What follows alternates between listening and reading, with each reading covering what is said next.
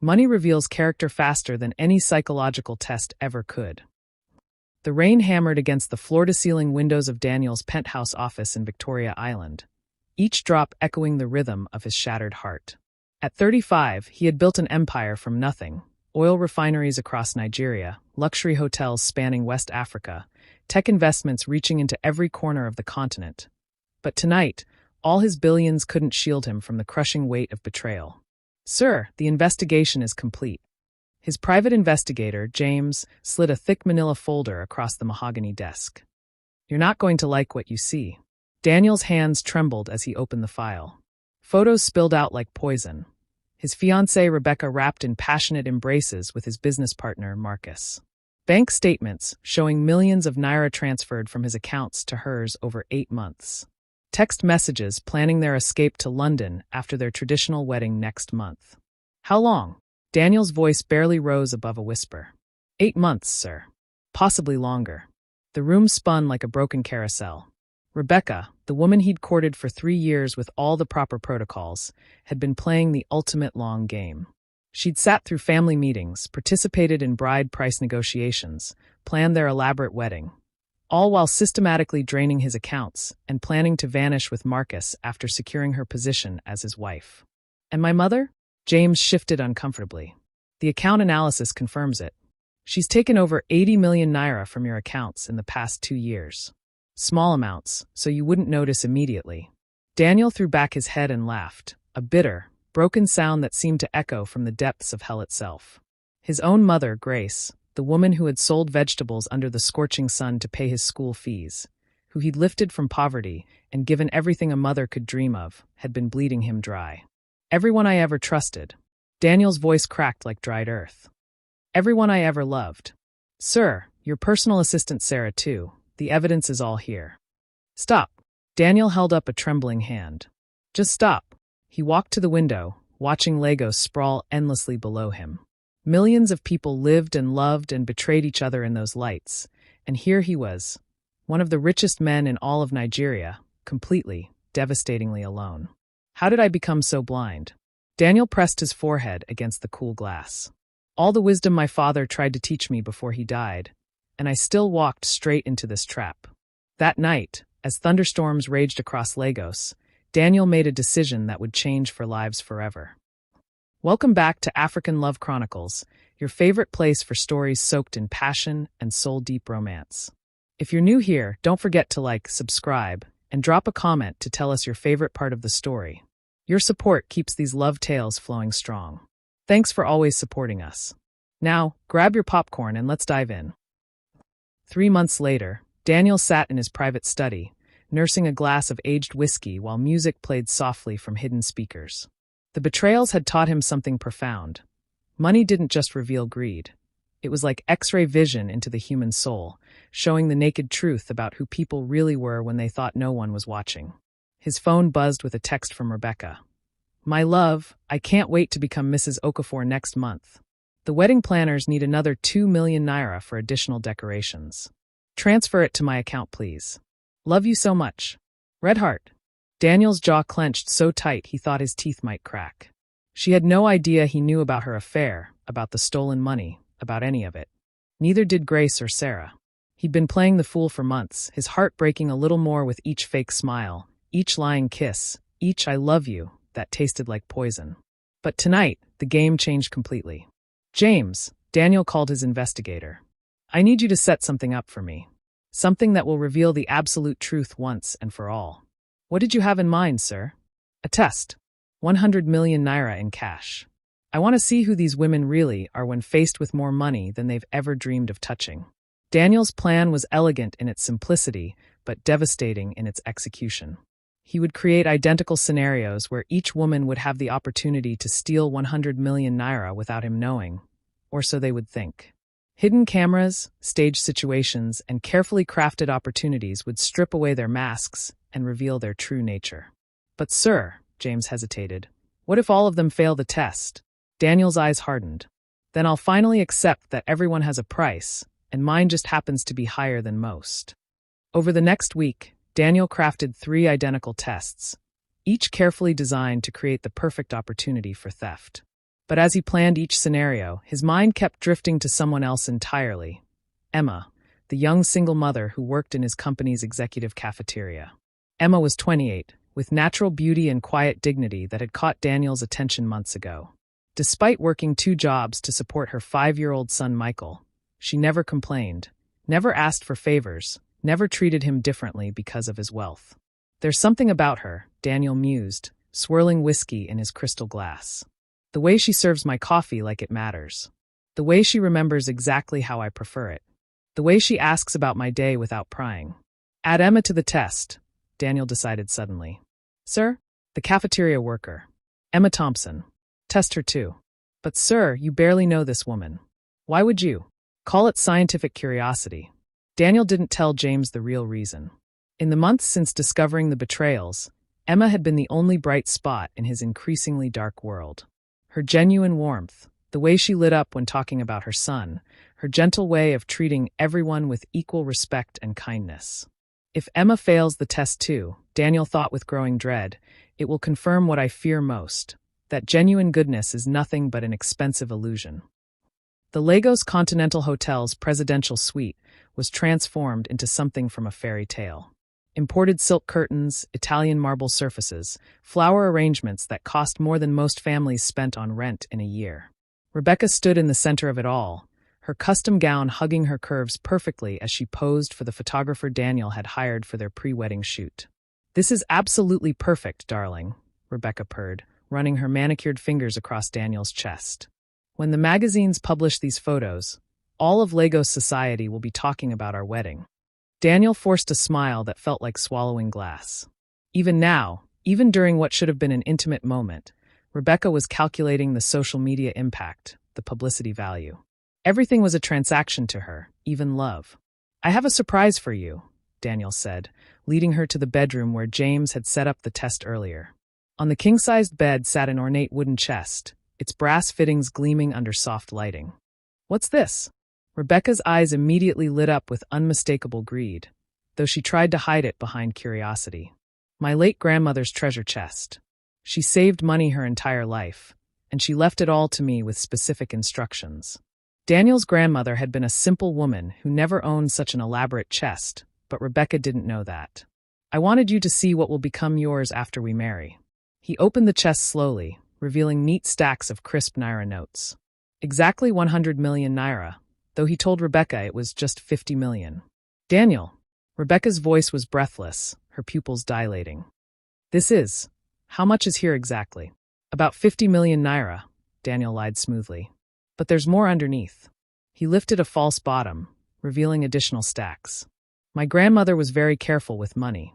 There's probably another 50 million here, maybe more. Rebecca's hands shook as she reached toward the money. Can I touch it? Of course. It's going to be yours soon anyway.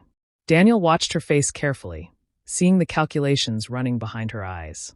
She thought she was looking at 50 million naira, not knowing it was actually 100 million. I need to step out for a moment, Daniel said, checking his watch. Business call with Hong Kong. The time difference, you know. Don't touch anything while I'm gone. Some of these notes are quite old and fragile. Of course, my love, Rebecca smiled sweetly, but her eyes never left the money. I'll just wait here. The hidden cameras James had installed captured everything that happened next. The moment the door clicked shut, Rebecca's sweet mask crumbled completely. She dove into the chest like a woman possessed, counting bills with trembling fingers. 50 million 75 100. Her eyes widened as she realized the truth. My God, this is 100 million naira. Rebecca began stuffing money into her designer handbag, her overnight bag, anywhere she could hide it. She worked with frantic efficiency, muttering to herself. Marcus will die when he sees this money. We can disappear tonight. Forget waiting for this wedding. London, here we come. She giggled as she stuffed another bundle into her purse. Stupid Daniel won't even notice until we're already gone. She managed to steal exactly 67 million naira before panicking about Daniel's return. With shaking hands, she rearranged the remaining money to look undisturbed. When Daniel returned 15 minutes later, Rebecca was sitting demurely on the bed's edge, hands folded like a Sunday school student. Everything all right, my love? Daniel asked, noting how her purse seemed significantly heavier.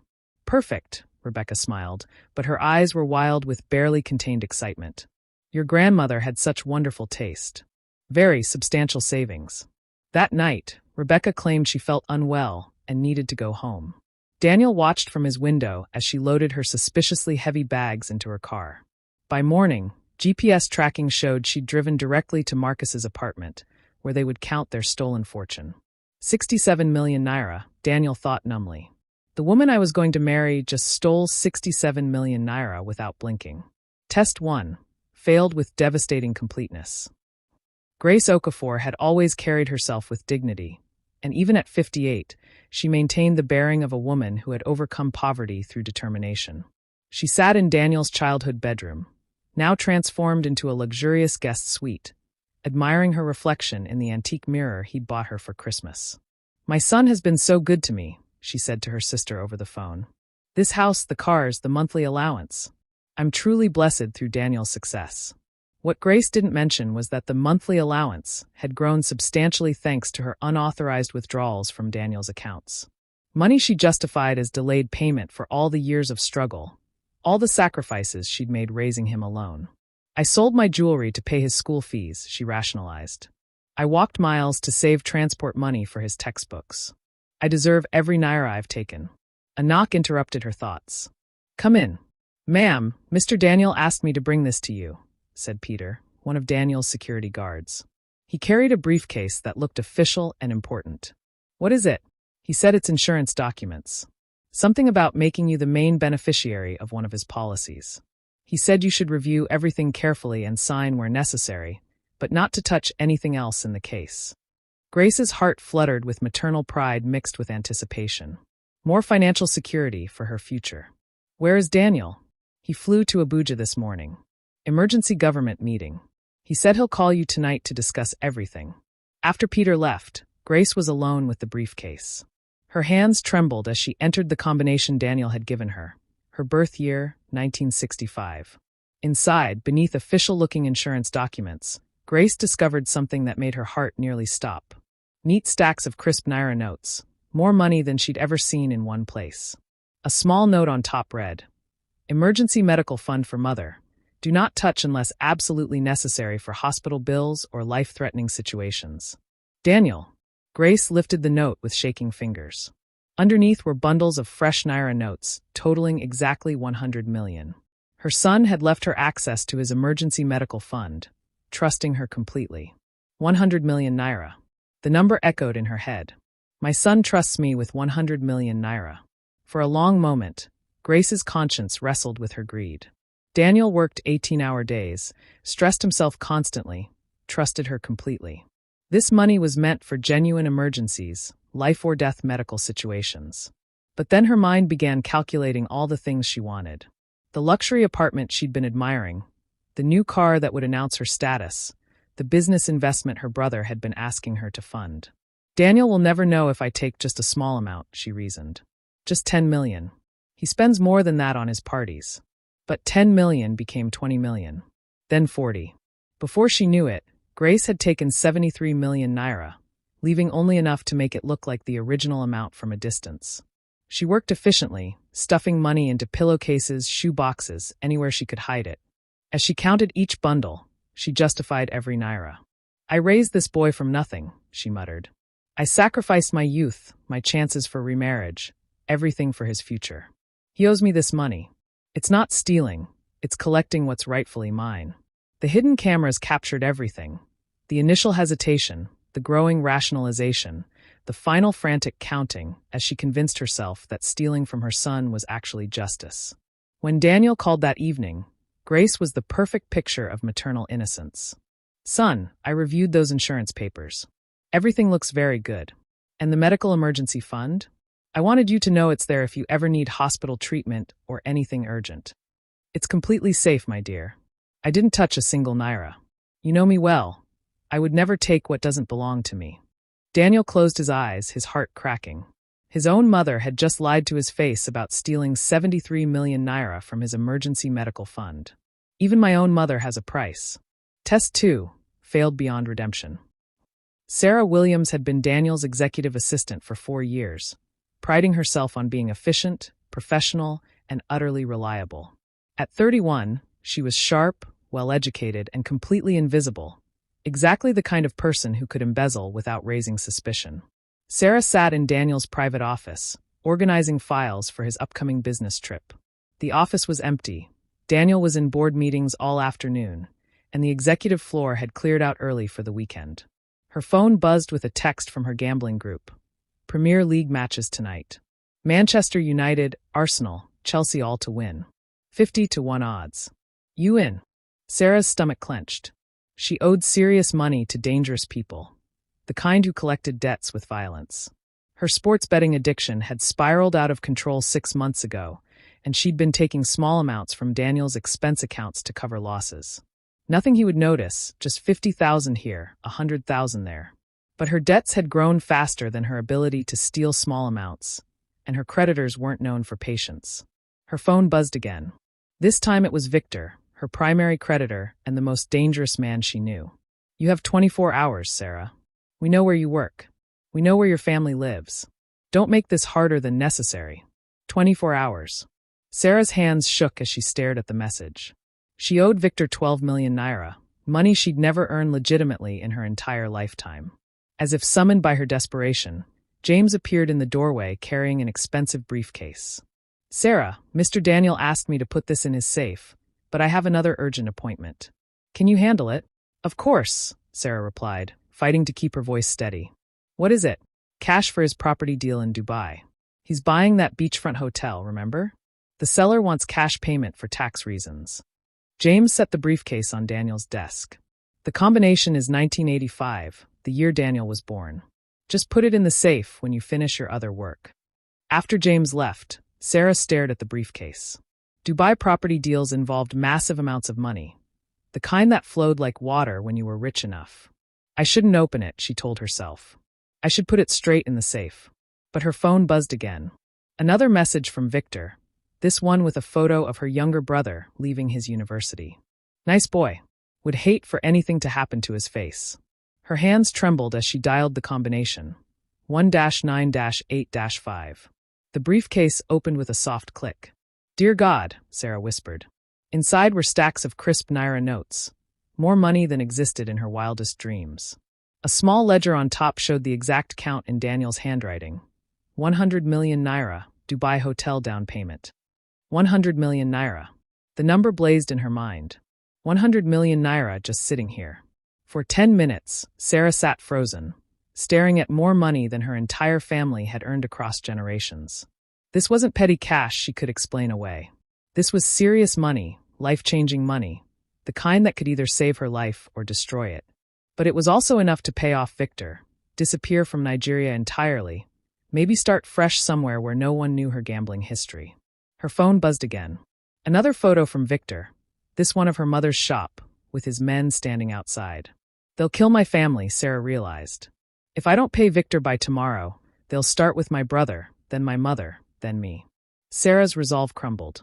She began taking money from the briefcase, hands shaking so badly she could barely count. She took exactly 15 million naira. Enough to pay her debts with some left over to disappear, but not so much that it would be immediately obvious. She worked frantically to make the remaining money look undisturbed, her heart pounding so loud she was certain someone would hear it. When she finished, Sarah sat back, staring at what she'd become. For years of loyal service, destroyed in 20 minutes of desperation. But her family was safe, and sometimes survival trumped ethics. When Daniel returned from his meeting, Sarah was the picture of professional competence. Good afternoon, sir. How was your meeting? Productive. Did James drop off that briefcase for Dubai? Yes, sir. I secured it in the safe as requested. Daniel nodded, studying her face carefully. Sarah, you know you can always come to me with personal problems, right? Financial difficulties, family issues, anything. For a split second, Sarah's mask almost slipped. Did he know? Was this a test? Of course, sir. But everything is perfectly fine. No problems whatsoever. Excellent. Enjoy your weekend, Sarah. As Sarah packed up her things, Daniel watched her carefully. She was trying to act normal, but her hands shook as she gathered her belongings, and she kept touching her handbag as if checking to make sure something precious was still there. 15 million naira, Daniel thought grimly. Even Sarah, who I trusted with my most confidential dealings, just stole 15 million naira. Test 3. Failed with desperate efficiency. Emma Thompson had been working late in the executive cafeteria, her back aching from another long day. At 9 p.m., the office tower was nearly empty, but she still had an hour of cleaning left before she could take the last bus home to her son Michael in their small apartment. Michael, she thought with the mixture of love and worry that defined her existence. She pictured his smile when she dropped him off at the neighbor's that morning. He'd been asking for new school shoes for weeks. His current pair had holes that let in water whenever it rained. Between rent, groceries, and medical bills from Michael's recent bout with fever, new shoes would have to wait until her next paycheck. Emma. She turned to see Mr. Daniel standing in the cafeteria entrance. Even at this late hour, he looked impeccable in his tailored suit, but there was something different about his usual confidence tonight. He looked haunted. Mr. Daniel. Emma smiled warmly despite her exhaustion. I didn't expect to see you so late. Can I get you something? Coffee. Actually, yes. That would be perfect. Emma moved behind the coffee station, preparing his usual black coffee with just half a teaspoon of sugar, served in the good china cup she always reserved for him. She'd noticed months ago that he seemed to appreciate small gestures of care. Long day? She asked gently as she handed him the steaming cup. Daniel's eyes met hers, and for a moment, his corporate armor slipped entirely. You could say that. Emma, can I ask you something personal? Of course. Do you believe in genuine goodness? In people who do the right thing even when no one is watching, even when it costs them something. Emma paused, surprised by the vulnerability in his voice. She'd always thought of Mr. Daniel as untouchable, but right now, he looked like someone who had lost everything that mattered. I think most people genuinely want to be good. Sometimes circumstances make it difficult, sometimes desperation clouds our judgment, but I believe there's goodness in everyone, even when they disappoint us. Daniel nodded slowly. What about you? If you suddenly had access to enough money to solve all your problems, serious money, would it change who you are? Emma laughed softly. I suppose we never really know until we're tested, do we? But I hope I would remember where I came from. Remember that money can't buy the things that actually matter: love, integrity, inner peace, your children's respect. Even if your child desperately needed something? Even if taking that money could transform his entire future? Emma's expression grew serious. Mr. Daniel, I would do absolutely anything legal and moral to give Michael a better life. I work 2 jobs, I save every penny I can, I pray constantly for opportunities to improve our situation. She paused, choosing her words carefully. But I wouldn't want Michael to grow up knowing his opportunities came from my dishonesty. What kind of lesson would that teach him? What kind of foundation would that be for his character? Daniel studied her face intently. You're very wise, Emma. Maybe I'm being foolish, Emma shrugged. But I'd rather be a foolish woman with a clear conscience than a rich woman who can't look her child in the eyes. Tell me about Michael. What's he like? Emma's face transformed with maternal love. He's amazing, Mr. Daniel. Curious about everything, kind to everyone. He wants to be an engineer when he grows up. Says he wants to build bridges so people can reach each other better. Something flickered in Daniel's eyes. Surprise, recognition, something deeper. He sounds very special. He is. He's the best thing I've ever done. Everything I do for him. 2 days after Sarah's test, Emma was finishing her evening cleaning routine in the executive cafeteria when James appeared in the doorway, looking official and slightly rushed. Emma, I'm sorry to bother you so late, but I need a favor. Of course. What can I do to help? Mr. Daniel asked me to deliver some important documents to his home office, but I have a family emergency I need to attend to. My wife is in the hospital. James looked genuinely distressed. Could you possibly take these to him? I know it's not part of your job, but... Emma's heart went out to him immediately. Of course. Don't worry about it. I hope your wife is okay.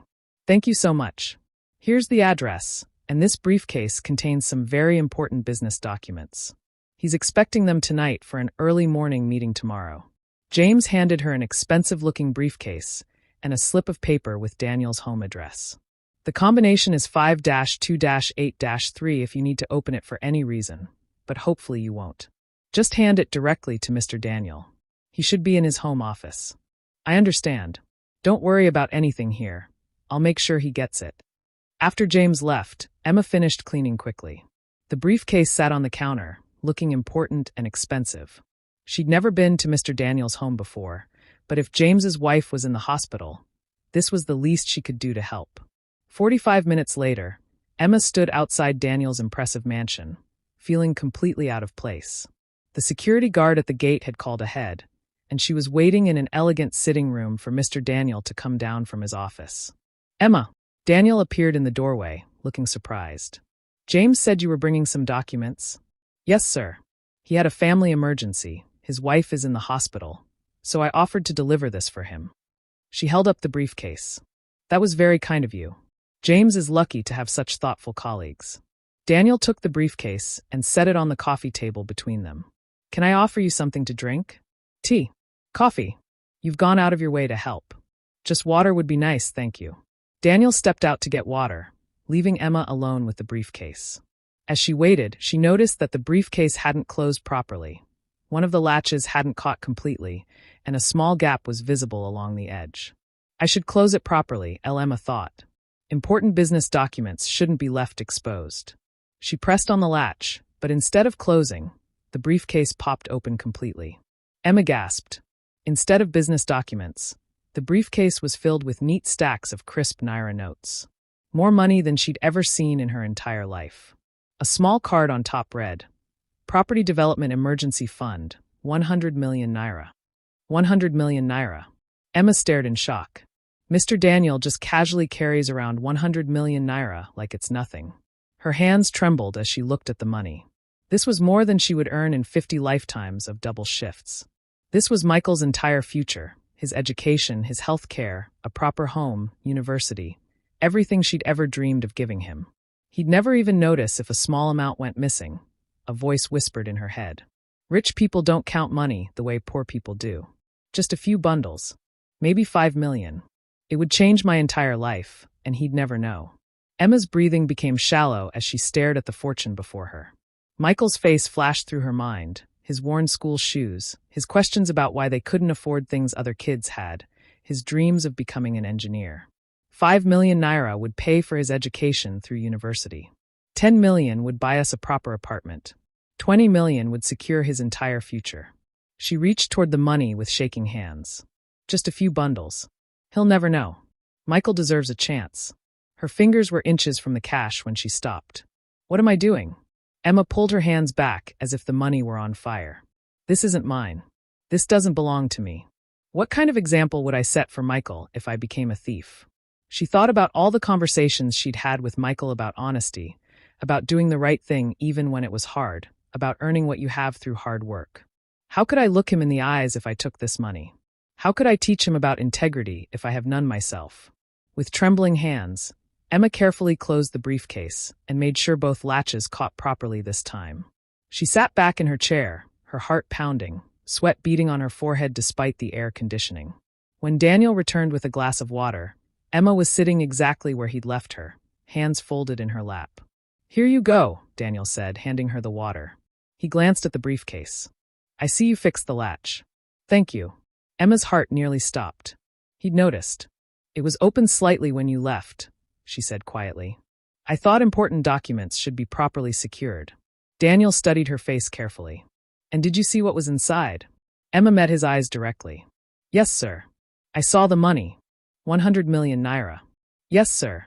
And you didn't take any of it. Emma's voice was steady despite her racing heart. No, sir. It doesn't belong to me. Daniel sat down across from her, his expression unreadable.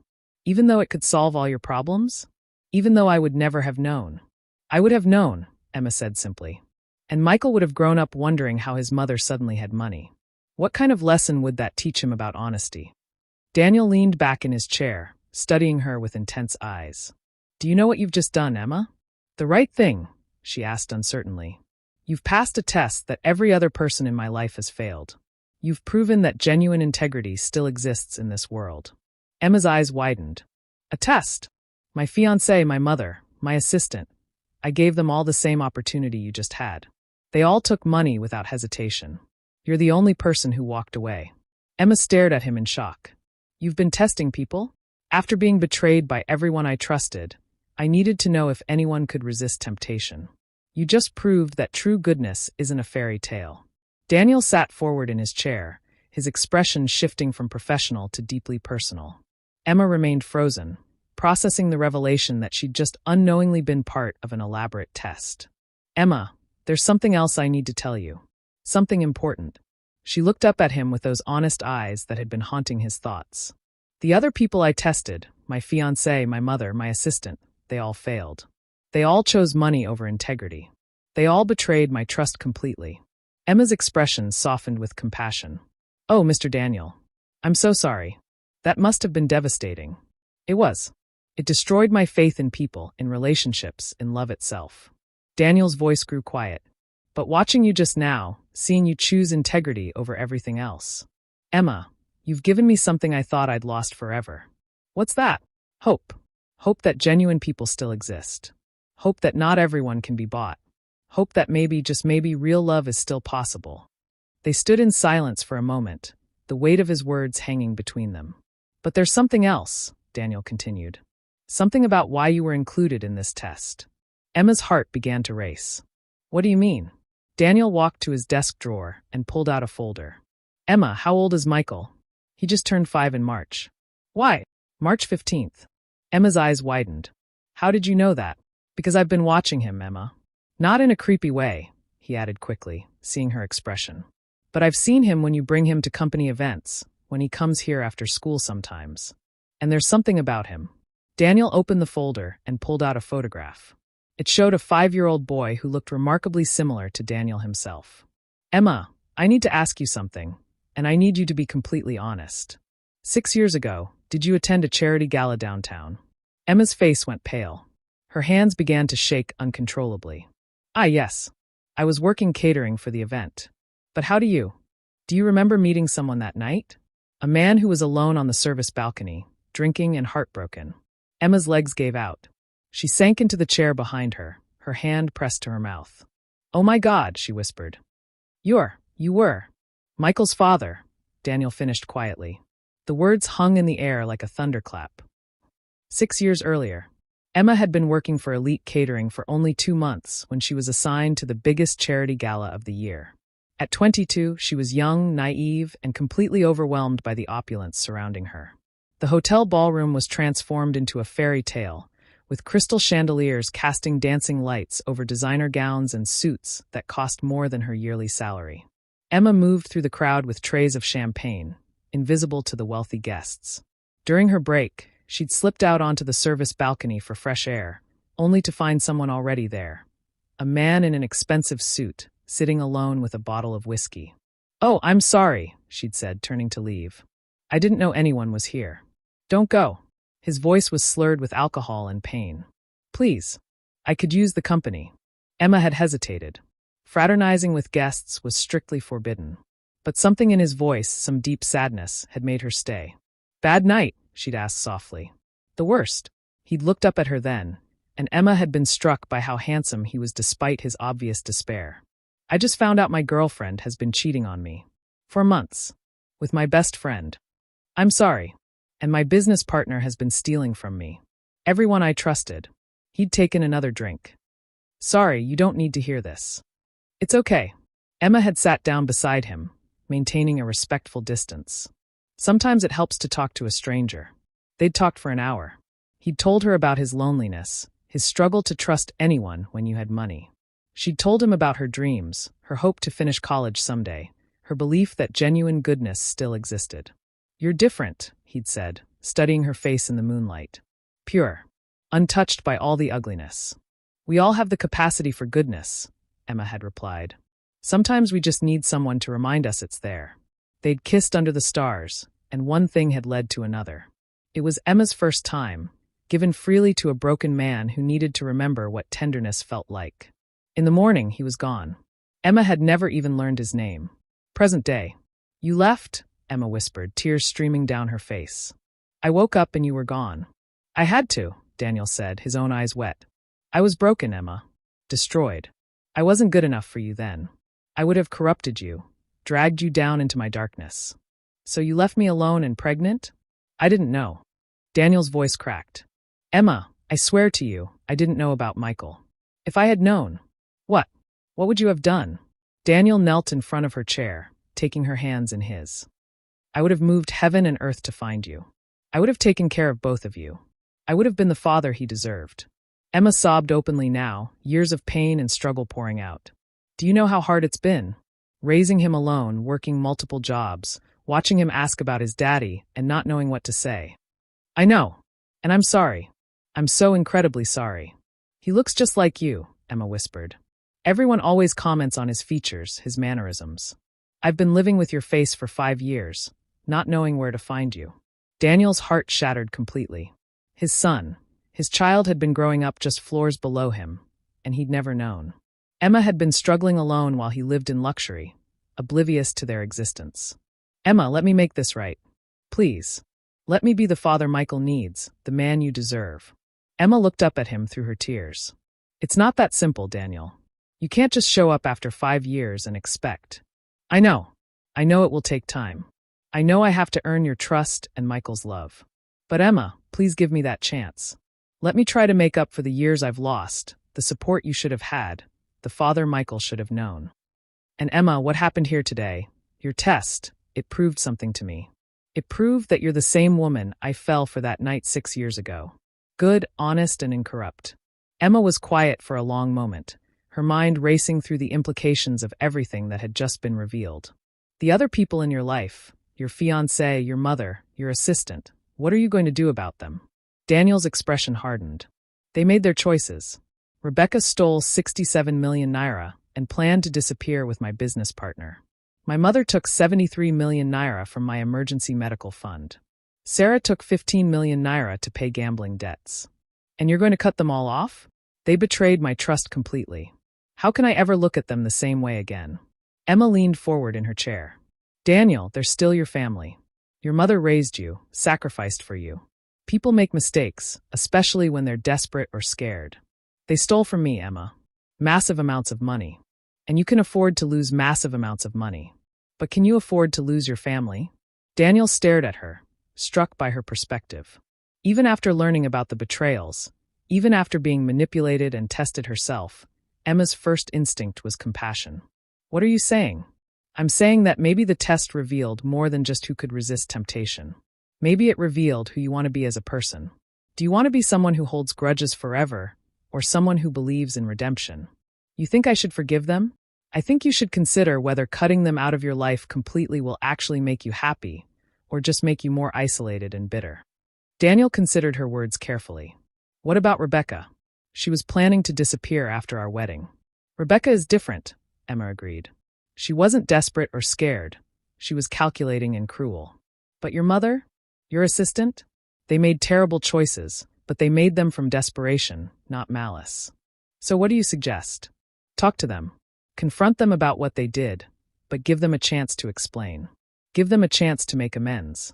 Daniel shook his head in amazement. How are you so wise? How can you be so forgiving after everything you've been through? Because holding on to anger only hurts the person carrying it. And because I want my son to grow up in a world where people believe in second chances. Our son, Daniel thought, the words filling him with a warmth he'd never experienced before. Will you let me meet him?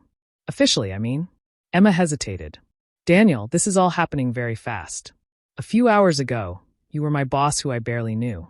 Now you're telling me you're Michael's father, and you want to be part of our lives. I understand if you need time. We do need time. Michael especially needs time. You can't just walk into his life and announce that you're his father. He's 5 years old. He needs stability and patience, not another adult who might disappear when things get complicated. I won't disappear again, Emma. I swear to you. You disappeared before. That was different. I was broken then, lost. Now I have something to fight for. Someone to fight for. 2 someones. Emma studied his face, looking for any sign of deception or uncertainty. What she saw instead was raw honesty, desperate hope, and a love so profound it took her breath away. If we do this, she said slowly, if we give this a chance, it has to be on Michael's timeline. He sets the pace. He decides how much of a relationship he wants with you. Of course. And you have to understand that I'm not the same naive girl you met 6 years ago. I'm a mother now. My first priority will always be protecting my son. I wouldn't expect anything less. And just because we're Michael's parents doesn't mean we automatically have a romantic relationship.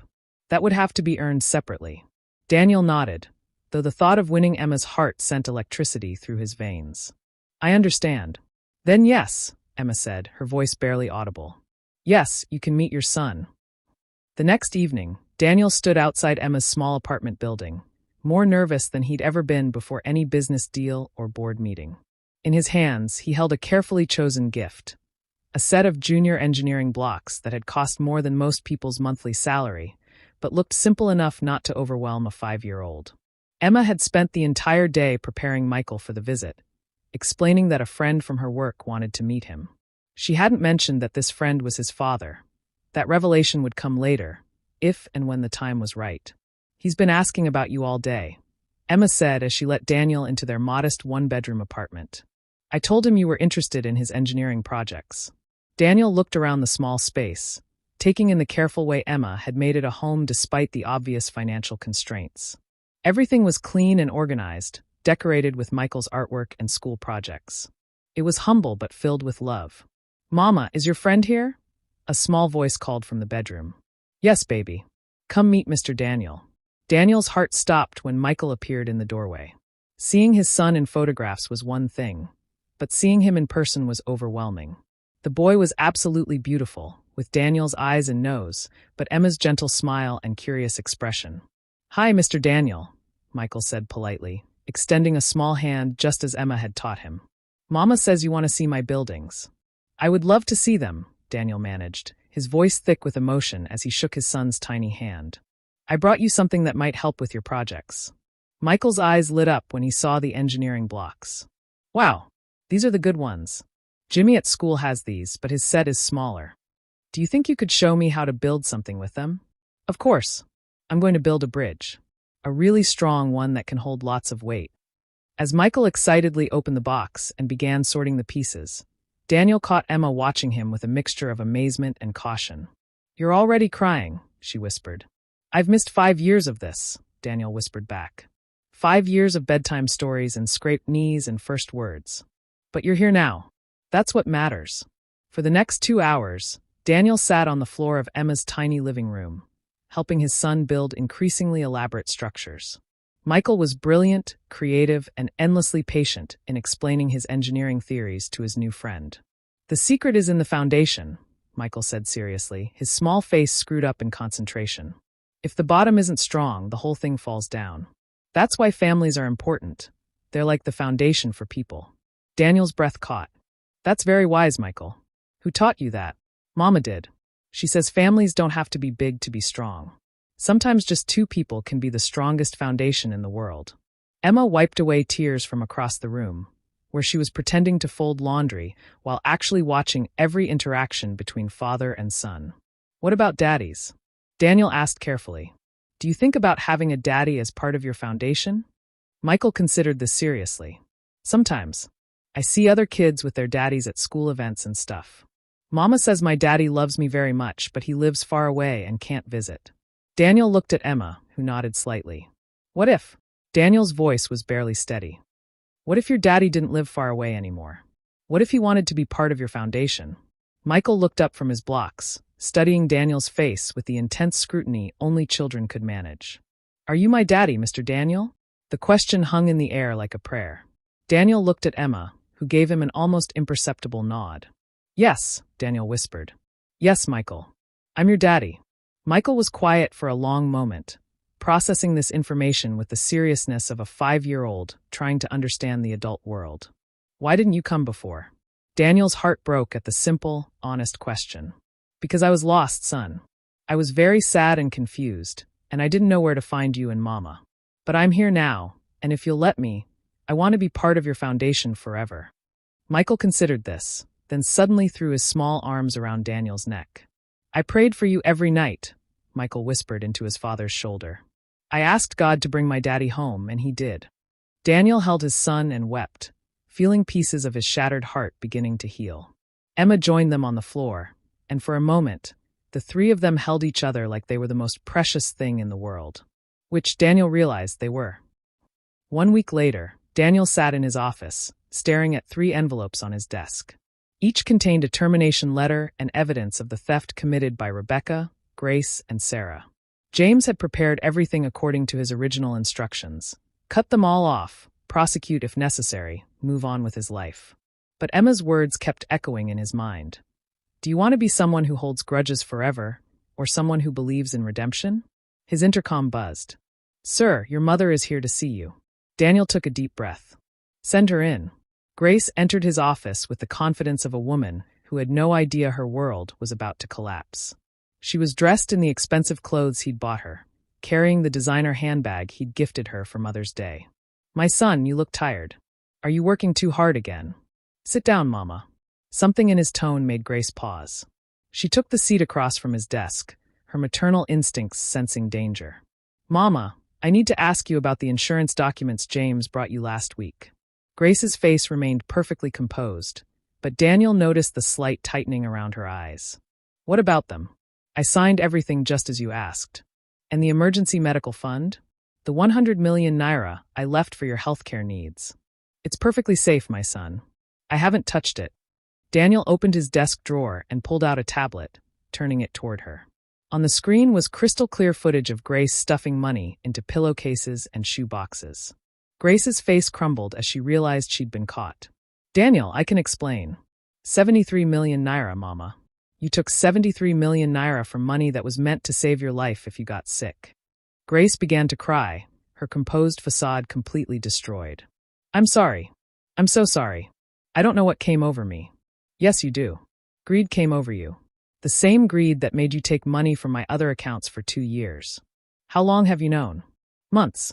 I've known for months, and I kept quiet, hoping you would come clean. Hoping you would show some remorse. Grace fell to her knees beside his desk, grabbing his hands. Please forgive me. Please don't cut me off. You're all I have left. Daniel looked down at his mother. This woman who had raised him, sacrificed for him, loved him, and felt his anger warring with his love for her. Why, Mama? I gave you everything. A beautiful home, cars, money, respect. Why wasn't it enough? Grace sobbed openly. Because I was poor for so long, my son. So many years of struggling, of doing without, of watching other people have things I could never afford. When I saw all that money, I lost my mind. I convinced myself I deserved it. You did deserve to be taken care of. That's why I gave you everything you needed. But you wanted more. I know. I know I was wrong. I know I betrayed your trust. Daniel was quiet for a long time, studying his mother's tear-stained face. Emma's words echoed again. They made them from desperation, not malice. Mama, look at me. Grace raised her head, her eyes red with tears. I should fire you from my life. I should cut you off completely and never speak to you again. Please don't. But I'm not going to do that. Grace looked up in shock. I'm not going to cut you off because I love you, and because someone very wise reminded me that people can change.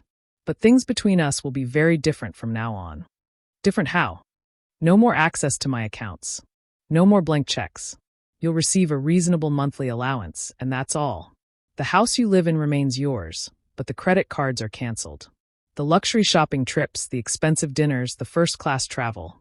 All of that ends now. Grace nodded frantically. Yes, yes, whatever you want. More importantly, you're going to return every naira you stole. All of it. We'll set up a payment plan that takes a portion of your monthly allowance until the debt is repaid. It will take years. Then it takes years. You made the choice to steal from me. Now you live with the consequences. Grace was quiet for a moment. And will you forgive me? Truly forgive me. Daniel considered the question carefully. I will forgive you, Mama. But trust has to be rebuilt. That will take time, and it will require you to prove through your actions that you've changed. I will. I swear to you I will. There's something else. Something important I need to tell you. Grace wiped her eyes. What? You have a grandson. The words hit Grace like a physical blow. What? His name is Michael. He's 5 years old, and he's the most beautiful, intelligent, kind child you could imagine. And you're going to meet him, if you want to be part of his life. Daniel, I don't understand. His mother is Emma, a woman who works in our cafeteria.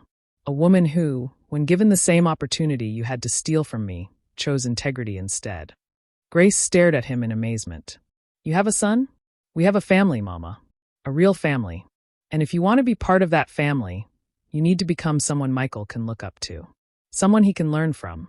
Can you do that? Grace nodded through her tears. Yes. Yes, I can do that. 2 hours later, Sarah Williams sat in the same chair, facing the same evidence of her theft. But her reaction was completely different from Grace's. "I'm not going to apologize," Sarah said defiantly after Daniel showed her the footage. "You have billions of naira. 15 million is nothing to you. It's not about the amount, Sarah. It's about the betrayal of trust." "Trust?" Sarah laughed bitterly. "You want to talk about trust? You set me up. You deliberately put temptation in front of me and watched me fall. I gave you the same opportunity one gave everyone else. You chose to steal. I chose to survive. Do you have any idea what would have happened to me if I hadn't paid those men? They would have killed me, Daniel. Killed my entire family." Daniel leaned back in his chair, studying her face. "Why didn't you come to me for help? In 4 years of working together, did I ever give you reason to think I wouldn't help you with a genuine crisis?" Sarah was quiet for a moment, because asking for help would have meant admitting I had a gambling problem. It would have meant showing weakness. "So instead, you chose to steal. I chose to take a tiny fraction of your wealth to save my life and my family's lives. Yes, I stole from you, but I'm not going to pretend I feel guilty about it." Daniel nodded slowly. "Then you leave me no choice." He slid the termination letter across the desk. "Your employment is terminated immediately. Security will escort you out of the building. If you attempt to contact me or anyone in my family, I will have you arrested for theft." Sarah's defiance crumbled slightly. "Daniel, please. I was prepared to offer you the same chance at redemption I offered my mother. But you have to want redemption, Sarah. You have to believe you did something wrong. I did what I had to do to survive. Then survive somewhere else." After Sarah left, Daniel sat alone in his office, emotionally drained from the confrontations. 2 down, 1 to go. His phone buzzed with a text from Rebecca. "Missing you, darling. Can't wait for our wedding next month. Love you so much." Daniel stared at the message, then typed back. "We need to talk. Tonight. My office. 8 p.m. The response came immediately. "Is everything okay? You sound serious." "Everything is fine. Just some wedding details to discuss." That evening, Rebecca arrived at Daniel's office dressed to kill in a designer dress that probably cost more than Emma's yearly salary. She carried herself with the confidence of a woman who believed she'd successfully manipulated one of Nigeria's richest men. "Darling, you look so serious," Rebecca purred, moving to kiss him. Daniel stepped back, avoiding her touch. "Sit down, Rebecca." Something in his tone made her pause. "Daniel, what's wrong?" Instead of answering, Daniel turned on the wall-mounted television. The footage from the hotel room began to play. Rebecca watched herself counting money, stuffing it into bags, talking excitedly about disappearing with Marcus. The color drained from her face as she realized what she was seeing. "Daniel, I can explain." 67 million naira, Daniel said quietly. "You stole 67 million naira from me while planning to disappear with my business partner after our wedding." Rebecca's mask finally slipped completely. "You set me up. I gave you an opportunity to show your true character. You showed it. So what now? You're going to ruin me? Destroy my reputation?" Daniel studied her face, looking for any sign of remorse, any indication that she felt guilty about what she'd done. He found none. "I'm going to do exactly what you were planning to do to me," Daniel said calmly. "I'm going to disappear from your life." "What does that mean?" "It means our engagement is over. It means you return every piece of jewelry I've given you, every gift, every deposit for our wedding. It means you move out of the apartment I've been paying for. And if I refuse, then I release this footage to every newspaper and social media platform in Nigeria. I let everyone see exactly who you really are." Rebecca's composure cracked entirely. "Daniel, please. I love you." "No, you don't. You love my money. You love the lifestyle I provided. You love the status that comes with being my wife. But you don't love me. That's not true. If you loved me, you wouldn't have been planning to disappear with Marcus. If you loved me, you wouldn't have stolen from me without a second thought." Rebecca was quiet for a long moment, then her expression hardened. "You're right," she said coldly. "I don't love you. I never loved you. I loved what you could give me." Daniel nodded. "At least you're finally being honest. So what happens now? Now you disappear from my life forever. You return everything I've given you, you move out of my apartment, and you never contact me again. And Marcus? Marcus is no longer my business partner as of this morning. You two deserve each other." Rebecca stood up, smoothing her dress. "You'll regret this, Daniel. You'll realize that women like me are what men like you deserve." Women like you are exactly what I'm trying to avoid, Daniel replied. Goodbye, Rebecca. After she left, Daniel sat alone in his office, feeling a strange sense of peace. The tests were complete. The betrayers had been dealt with according to their actions and attitudes. The woman who had passed the test was building a life with him and their son. For the first time in months, Daniel felt like he could breathe freely. His phone rang. Emma's voice was warm and sleepy. How did it go? It's over. All of it. And how do you feel? Daniel considered the question. Free. Sad about my mother, disappointed in Sarah, not surprised by Rebecca. But mostly free. Good. Michael has been asking when you're coming for dinner again. Tomorrow? I could bring groceries, cook for you both. I'd like that. We'd both like that. Emma. Yes. Thank you. For showing me that good people still exist. For giving me hope. For giving me a family. Thank you for coming back. For staying this time. I'll never leave again. I promise. I believe you. And for the first time in his adult life, Daniel Okafor felt truly wealthy. 3 months later, the construction site buzzed with activity as workers put the finishing touches on the new children's playground. Daniel stood beside Emma and Michael, watching as the final piece of equipment was installed. Elaborate jungle gym shaped like a bridge. It's perfect, Daddy, Michael said, his small hand trustingly placed in Daniel's much larger one. The word Daddy still sent warmth flooding through Daniel's chest every time he heard it. You designed it yourself, buddy. Of course it's perfect. It was true. Michael had spent weeks drawing detailed plans for his dream playground, complete with engineering specifications that had impressed the actual engineers Daniel had hired for the project.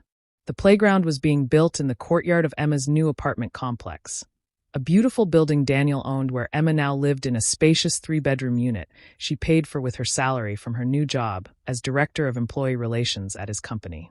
Mama, look. They're putting up the sign, Michael pointed excitedly. Emma read the bronze plaque being mounted near the playground entrance.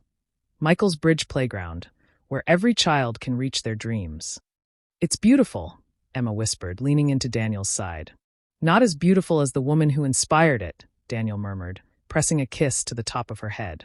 Their relationship had developed slowly over the past 3 months, built on a foundation of mutual respect, shared parenting, and growing love.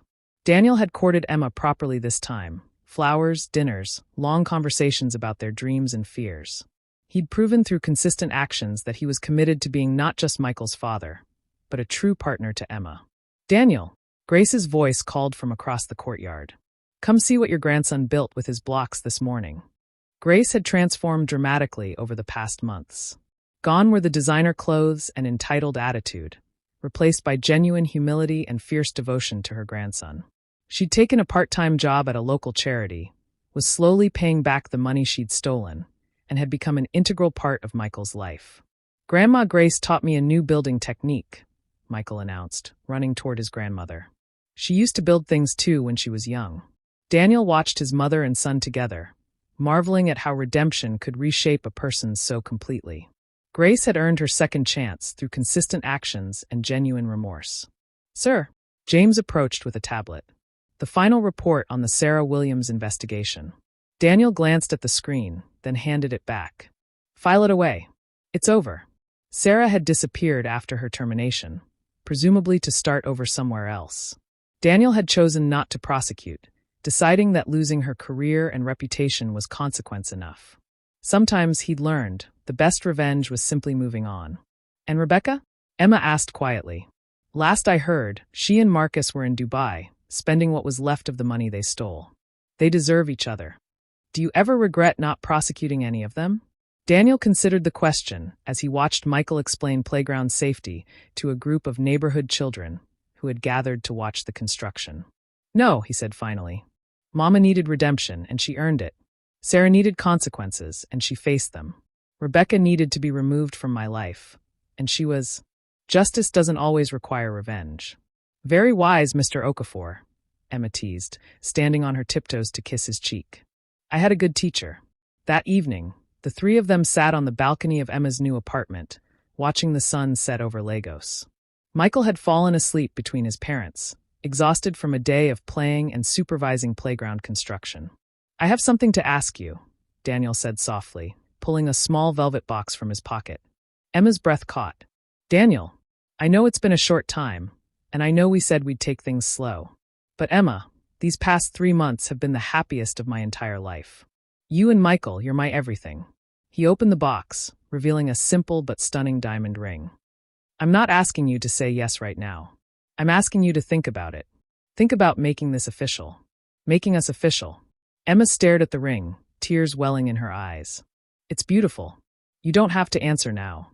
Yes. Daniel blinked. Yes. Yes, I'll marry you. Yes, I want to make this official. Yes, I want to build a life with you. Daniel's hands shook as he slipped the ring onto her finger. Are you sure? I've never been more sure of anything in my life. You've proven yourself, Daniel. Through your actions, your consistency, your love for Michael, your willingness to forgive and grow. You're not the broken man I met 6 years ago, and I'm not the naive girl you left behind. We're better together, Daniel agreed, pulling her close. Much better. They sat in comfortable silence for a while, watching their son sleep peacefully between them. The tests you put everyone through, Emma said eventually. Do you ever regret them? Daniel thought about it carefully. No. They revealed truth that needed to be revealed. They showed me who people really were when they thought no one was watching. And what did my test reveal about me? That you're exactly who I hoped you were. That genuine goodness exists. That love without agenda is possible. What did the tests reveal about you? Daniel considered this. Emma, there's something else I need to tell you. Something important. She looked up at him with those honest eyes that had been haunting his thoughts. The tests revealed that I'm capable of both great cruelty and great love. That I can be calculating when I need to protect what matters, but that I never want to use those skills to hurt innocent people again. He paused, stroking her hair. They showed me that I was searching for something I already had 6 years ago, but was too broken to recognize. And what was that? Home. Family. Real love. He looked down at Michael, then back at her. You and Michael are my redemption, Emma. Not revenge. Not proving my worth to people who never deserved it in the first place. Just this quiet happiness. Emma leaned into his embrace. The apartment in New York, the one you kept. I'll sell it. Lagos is home now. We're home. 3 months later, they married in a small ceremony in Emma's family compound. Michael walked his mother down the aisle, beaming with pride at being the man of honor. The playground Daniel had built became a neighborhood gathering place, with a small plaque that read, in memory of second chances and new beginnings. As they danced their first dance as husband and wife, Emma whispered in Daniel's ear, No more tests. Daniel spun her gently, his eyes finding Michael, who was attempting to teach his new grandmother one of his elaborate handshakes. No more tests, he promised. Just life. Just love. Just us. The string quartet played on as the Lagos sunset painted the sky in brilliant oranges and pinks, and for the first time in his adult life, Daniel Okafor felt truly, completely at peace. Sometimes redemption doesn't come through grand gestures or elaborate schemes. Sometimes it comes through choosing love over revenge, building rather than destroying, and recognizing that the greatest victory is simply finding your way home. The end. Thank you for reading. If this story touched your heart, please like this post if you enjoyed Daniel and Emma's journey to redemption. Comment below which character's transformation resonated most with you. What did you think of Daniel's approach to dealing with his past? Share with someone who loves stories about second chances, forgiveness, and finding your way back to love. Subscribe for more compelling stories about love, redemption, and the power of choosing healing over revenge. What story would you like to see next? Drop your suggestions in the comments. Kisses.